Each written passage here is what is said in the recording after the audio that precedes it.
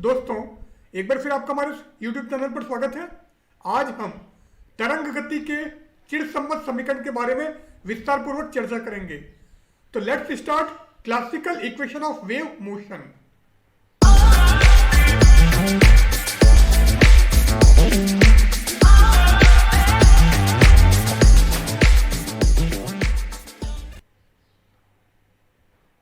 तो आज के हमारे इस लेक्चर में हम तरंग तथा तरंग गति, तरंग समीकरण, समतल प्रगामी तरंग का समीकरण एवं तरंग गति का चिरसम्मत समीकरण, इन चारों टॉपिक के बारे में विस्तार पूर्वक चर्चा करेंगे।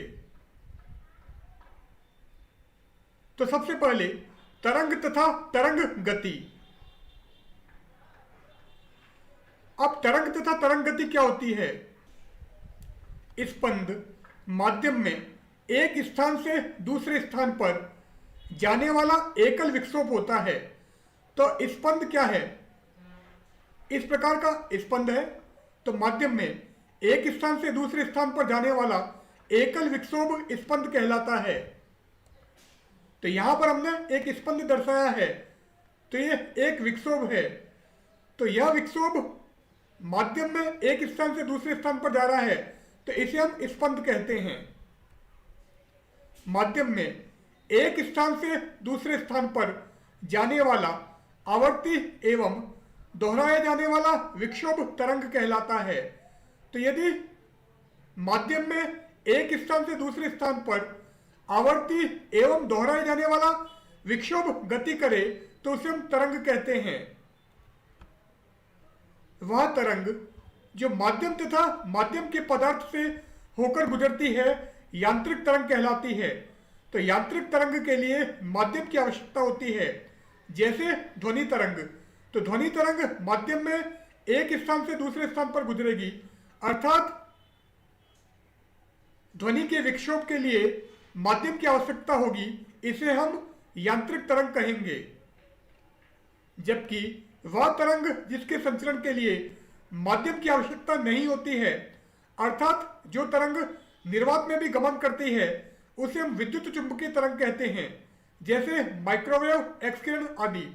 तो सूर्य से पृथ्वी पर जो रोशनी पहुंचती है या ऊर्जा प्राप्त होती है, वो वास्तव में विद्युत चुंबकीय तरंग है, क्योंकि कुछ किलोमीटर ऊंचाई तक एनवायरमेंट है या माध्यम है, उसके बाद में कोई भी माध्यम नहीं है, फिर भी हमको प्रकाश प्राप्त हो रहा है सूर्य से, अर्थात यह तरंग विद्युत चुंबकीय तरंग है।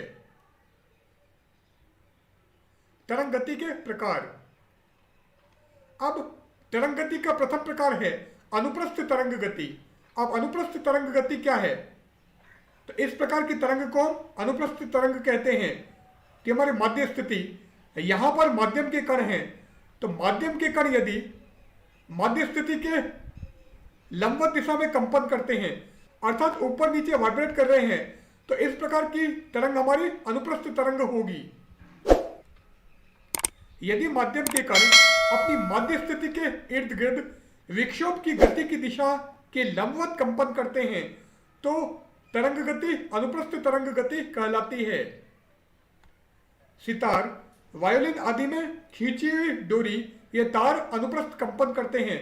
तो यदि हम सितार लें, तो सितार को इस प्रकार तार को ऊपर नीचे करके बजाया जाता है, तो वाइब्रेशन हम तार का या डोरी का ऊपर नीचे करते हैं या अनुप्रस्थ दिशा में करते हैं, इसलिए इसे हम अनुप्रस्थ तरंग कहते हैं।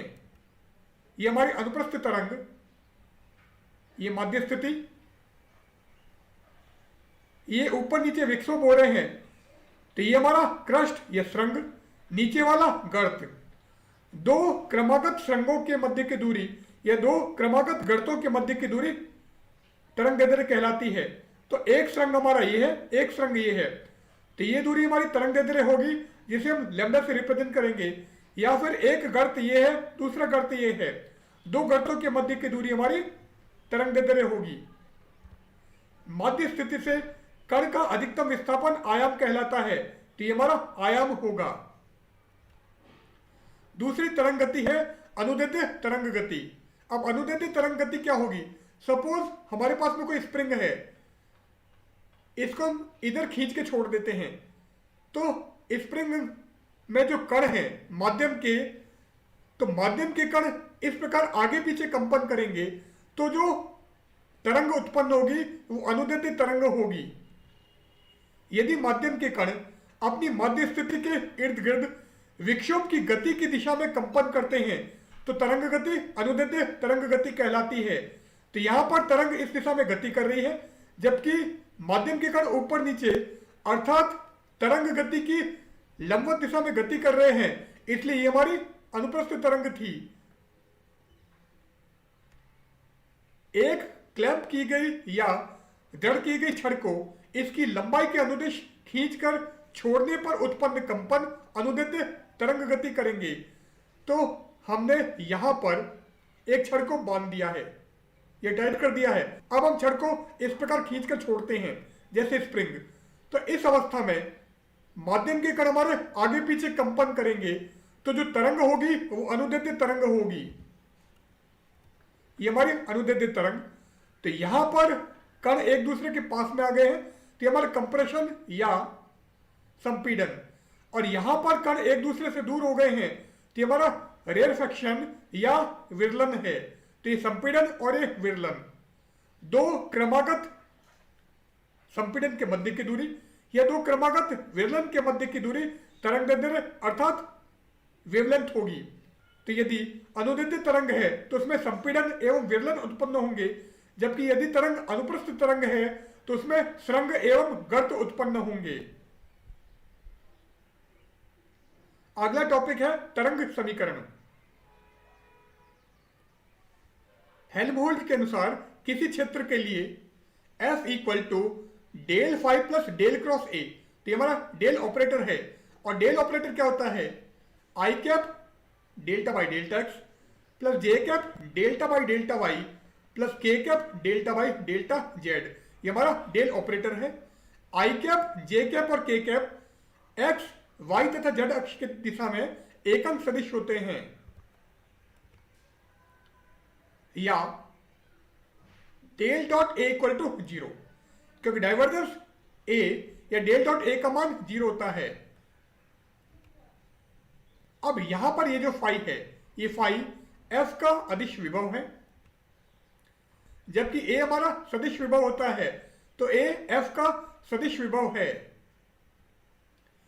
ठोस में ध्वनिक तरंग के लिए फाई अनुदैर्ध्य तरंग दर्शाता है तथा निम्न समीकरण को संतुष्ट करता है।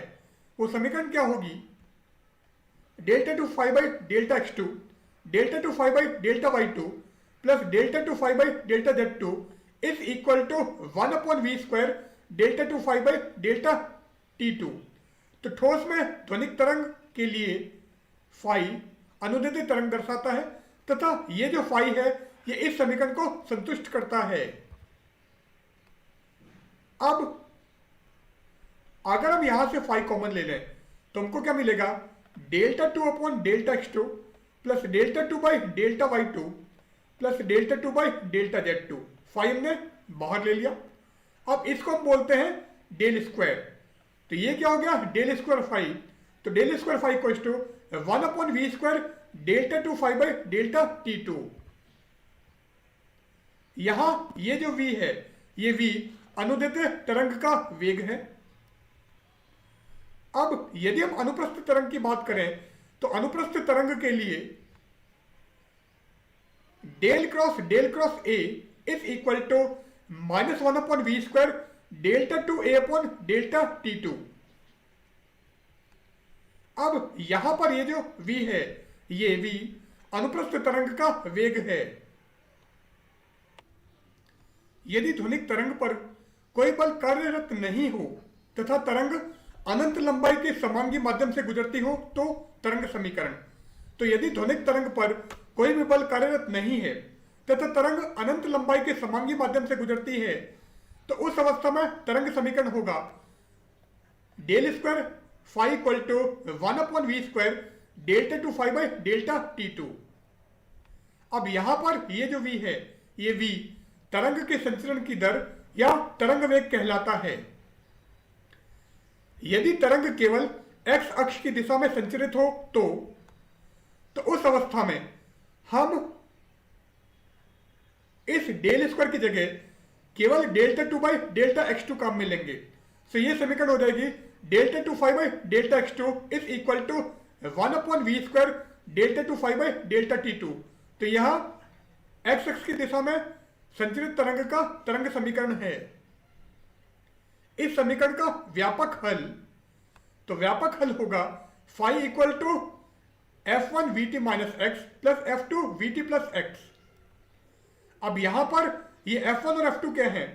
f1 तथा f2 स्वच्छ फलन है तथा f1 vt माइनस एक्स धनात्मक x दिशा में गतिशील तरंग का समीकरण और f2 vt प्लस एक्स ऋणात्मक x दिशा में गतिशील तरंग का तरंग समीकरण है। तो व्यापक हल हमारा ये हो जाएगा समतल प्रगामी तरंग का समीकरण। वह तरंग जो माध्यम में एक ही दिशा में बिना आयाम में परिवर्तन के सतत रूप से गति करती है, या वह तरंग जो स्थायी रूप से ऊर्जा का विस्थापन करती है, प्रगामी तरंग कहलाती है। तो प्रगामी तरंग वह तरंग है जो माध्यम में एक ही दिशा में सतत रूप से संचरित होती है तथा आयाम में कोई भी परिवर्तन नहीं होता है, या वह तरंग जो स्थायी रूप से ऊर्जा का विस्थापन करती है, प्रगामी तरंग कहलाती है। माना एक कण जो प्रारंभ में x इक्वल टू 0 पर था, किसी समय t पर बिंदु P पर है। तो प्रारंभ में कण हमारा यहां पर था और किसी समय t पर वह बिंदु P पर आ गया है। अब विस्थापन y जो होगा समय का फलन होगा, तो y equal to F of T. यह तरंग t equal to X upon V समय के पश्चात O बिंदु से x दूरी पर स्थित किसी बिंदु पर पहुंचती है। जो तरंग पहले यहां पर थी वो x अपॉन वी समय के पश्चात यहां पर कहीं पहुंच जाती है। यहां पर भी तरंग का वेग है और x हमारा तय की गई दूरी है। किसी समय t पर कण P का विस्थापन वही होगा जो t इक्वल टू 0 पर था। सो हम इस t की जगह t minus X upon V रख देते हैं। इसी प्रकार ऋणात्मक x दिशा में गतिशील तरंग के लिए यहां पर माइनस की जगह प्लस आ जाएगा। So y equal to F of T plus X upon V. व्यापक रूप में x दिशा में गतिशील तरंग के लिए एक विमीय समीकरण। तो व्यापक रूप में यदि हमें x दिशा में गतिशील तरंग के लिए समीकरण ज्ञात करनी है, एक विमीय समीकरण, तो इन दोनों का योग होगी। तो वो क्या आ जाएगा? y equal to F of T minus X upon V plus F of T plus X upon V, या y equal to function of x and t। तरंग गति का चिरसम्मत समीकरण। माना किसी समय t पर x अक्ष की दिशा में गतिशील तरंग का विस्थापन है y equal to F of T. अब तरंग हमारी x दिशा में गतिशील है, so y equal to F of T minus X upon V. अब अगर मैं इसका अवकलन करूं x के सापेक्ष आंशिक रूप से, so del y by del X हो जाएगा f का अवकलन f dash, so f dash T minus X upon V, और इसका x के सापेक्ष करोगे तो t का 0 और माइनस एक्स अपॉन वी का माइनस 1 अपॉन वी। अब हम वापस इसका x के सापेक्ष आंशिक अवकलन करते हैं, तो del y by del X का हो जाएगा delta two Y by delta X two, F dash का f डबल डैश, और वापस इसका करोगे तो माइनस 1 अपॉन वी। तो माइनस 1 अपॉन वी और यहां से फिर माइनस 1 अपॉन वी आएगा, तो ये क्या हो जाएगा 1 अपॉन वी स्क्वायर। अगर हम y का t के सापेक्ष आंशिक अवकलन करें तो delta y by delta T equal to F dash T minus X upon V, और वापस अवकलन करोगे तो delta two Y by delta T two equal to F double dash T minus X upon V. अब क्या करोगे? इस minus 1 upon we को आप यहां पर ले जाओ, so minus V delta Y by delta X equal to F dash T minus X upon V, और यहां से F dash T minus X upon V क्या है, delta Y by delta T, तो इसकी जगह हमने delta Y by delta T रख दिया। तो हमको क्या मिल गया, delta Y by delta T equal to minus V delta Y by delta X. So delta Y by delta T हमारा ये हो गया। अब delta Y by delta T क्या है, कण का वेग, so velocity of particle, V तरंग का वेग या वेलोसिटी ऑफ वेव, और delta Y by delta X है slope of Y X curve, Y X वक्र का ढाल। तो कण वेग इक्वल टू माइनस तरंग वेग इंटू वाई एक्स वक्र का ढाल। अब delta two Y by delta X two हमारा ये था। आप इस वी स्क्वायर को यहां पर ले आओ, so V square delta two Y by delta X two equal to F double dash T minus X upon V, and F double dash T minus X upon V हमारा ये है। तो आप इसकी जगह ये मान यहां पर रख दो, सी हमने मान रख दिया, तो हमको क्या मिल गया, delta two Y by delta T two equal to V square delta two Y by delta X two. यह चिरसम्मत तरंग गति का समीकरण है, जो तरंग गति का अवकल समीकरण है। व्यापक रूप में हम ये जो y है, इस y को साई लिख देते हैं। तो एक विमीय रूप में चिरसम्मत तरंग का व्यापक रूप में समीकरण हमें प्राप्त होगा, delta two psi by delta T two is equal to V square delta two psi by delta X two. ये अभी हमने निकाला है। यदि हम व्यापक रूप में त्रिविमीय समीकरण लिखें तो यहां पर हमको y और z की भी आवश्यकता होगी।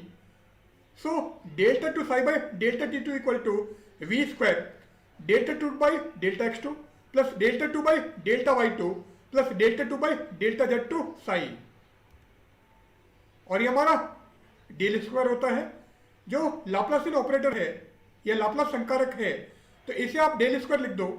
सो समीकरण क्या हो जाएगी, delta two psi by delta T two equal to V square del square Sai.